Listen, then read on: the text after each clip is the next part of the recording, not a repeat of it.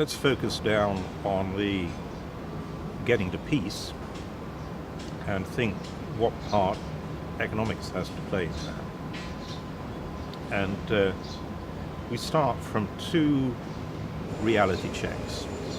And peace is such a wondrous process that it's always good to ground it back into reality rather than just wild hopes.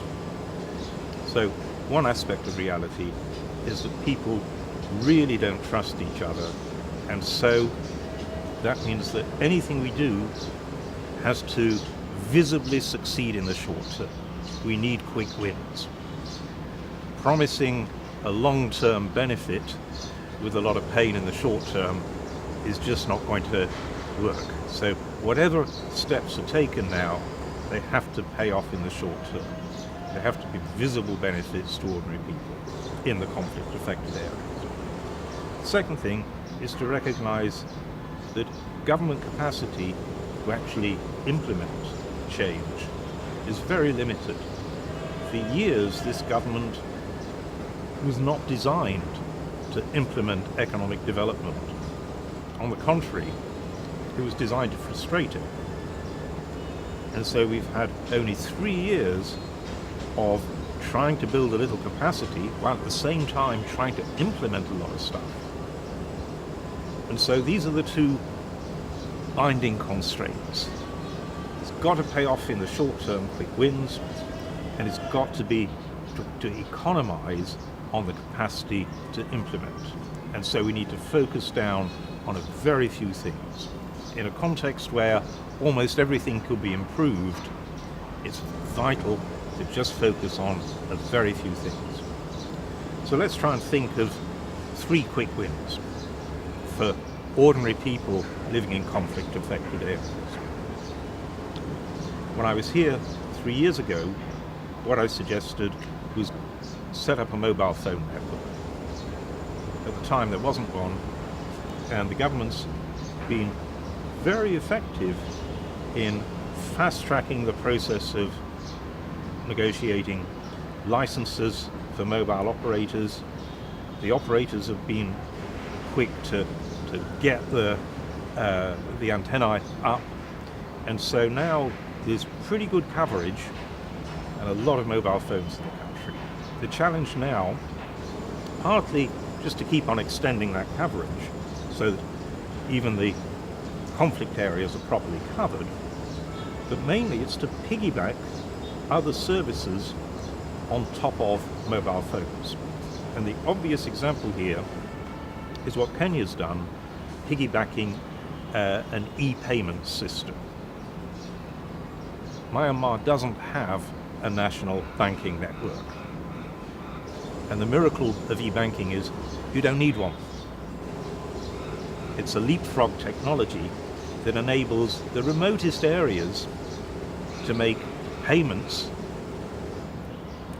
between people and businesses, between one business to another, government to business, government to people. And that is an enormous boost to basic transactions, especially for small firms. E-banking in Kenya happened very fast over a 3-year period, and it's now universal and really big. There are more transactions each day over the Kenyan e-payment system than the entire global network of the Western Union. So this is big stuff, and it happened fast, and it can happen here fast. So that's one quick win. Second quick win is to get electricity into, not everywhere, but into the small town centers where small businesses can congregate. Businesses get a big lift up if they can access reasonably priced and reliable electricity. A lot more production becomes possible. And so, on top of IT, electricity in the clusters of population in the conflict areas. And then the third quick win is indeed to promote those clusters, to encourage the formation and development of small towns in the remote areas. And what do small towns need? They need a road network into the surrounding countryside, and that's mutually supportive.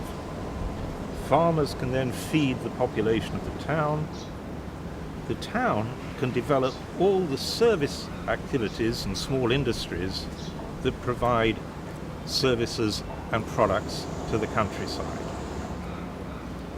So by doing IT, electricity, and promoting small towns, building these road networks, that's the way to bring prosperity fast to the conflict areas. Ordinary people will notice a big difference within a 3-year period if that strategy is effectively implemented.